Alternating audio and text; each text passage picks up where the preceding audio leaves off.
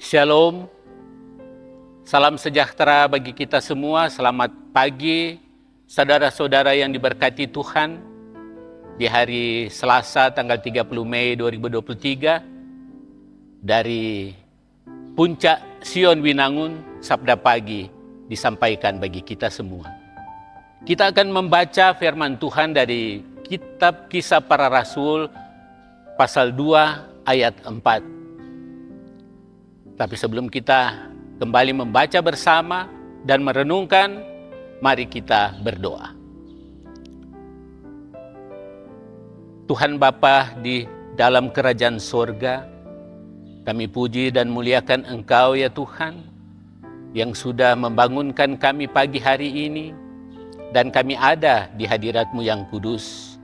Tuhan Bapa di sorga, kami ingin sekali menerima akan jamaan tangan kasih Tuhan lewat firman-Mu. Tuhan, Engkau limpahkan berkat sorgawi bagi kehidupan kami di pagi hari ini, untuk kami dimampukan dan dikuatkan di dalam menjalani aktivitas kami sepanjang hari ini. Tuhan Bapa di sorga, kami akan membaca dan merenungkan firman-Mu. Tuhan, kuasa Roh-Mu yang kudus senantiasa melimpah di dalam kehidupan kami, sehingga kami bersukaria di dalam kasih sayang dan penyertaan Tuhan. Berfirmanlah ya Tuhan, kami sedia untuk membaca dan merenungkan bersama. Dalam nama Tuhan Yesus kami berdoa. Amin. Kita akan membaca dari Kitab Perjanjian Baru, Kisah Para Rasul, pasal 2 ayatnya yang keempat. Demikian firman Tuhan. Maka penuhlah mereka dengan Roh Kudus. Lalu mereka mulai berkata-kata dalam bahasa-bahasa lain, seperti yang diberikan oleh Roh itu kepada mereka untuk mengatakannya.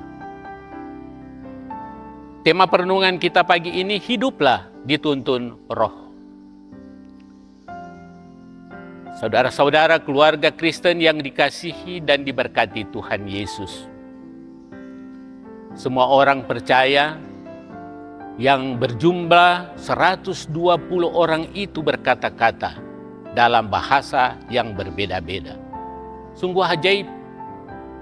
Bahasa yang mereka gunakan adalah bahasa dari masing-masing orang yang berkumpul waktu itu. Orang-orang banyak yang menyaksikan itu bingung dan sulit mempercayai apa yang terjadi, sebab hal itu di luar nalar. Tidak masuk akal tetapi nyata. Begitulah hidup orang yang dipenuhi Roh Kudus. Dia pasti mampu melakukan perkara-perkara besar yang tidak dapat dijangkau oleh akal manusia, karena Roh Kudus yang mengerjakannya bagi mereka. Keluarga Kristen yang berbahagia, yang dikasihi dan diberkati Tuhan Yesus, seperti apa murid yang dipenuhi Roh Kudus?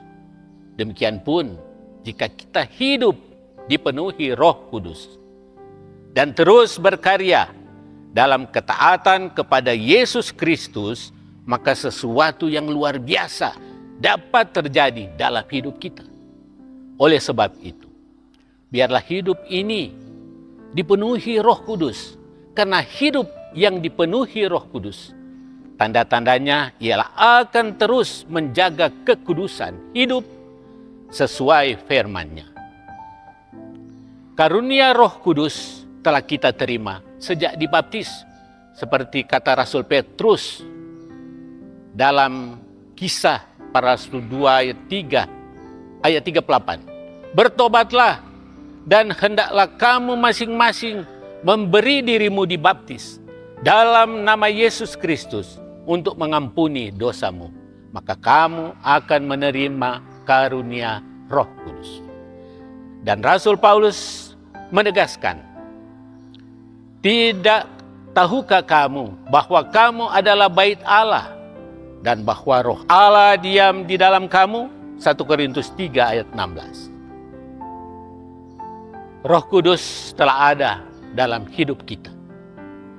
Sebab itu jagalah kekudusan hidup dan lakukanlah kehendaknya.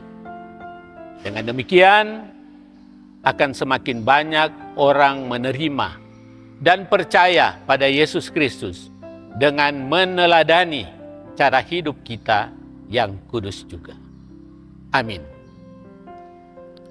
Kita berdoa. Bapa Sorgawi, kami sudah boleh mendengarkan akan firman-Mu. Kuat kuasa Roh yang kudus senantiasa menyegarkan kami, memberikan kekuatan di dalam kehidupan ini, sehingga kami senantiasa dimampukan untuk berjalan di dalam kasih karunia Tuhan. Dan di pagi ini kami akan melakukan aktivitas kami. Kami sangat terberkati Tuhan dengan firman-Mu. Sertailah terus kami di dalam perjalanan kehidupan ini. Ampuni salah dan dosa kami, dalam nama Tuhan Yesus kami berdoa. Amin. Salam dari Puncak Sion Winangun. Sabda pagi sudah disampaikan, senantiasa menjadi berkat bagi kita semua. Tuhan Yesus memberkati. Terima kasih.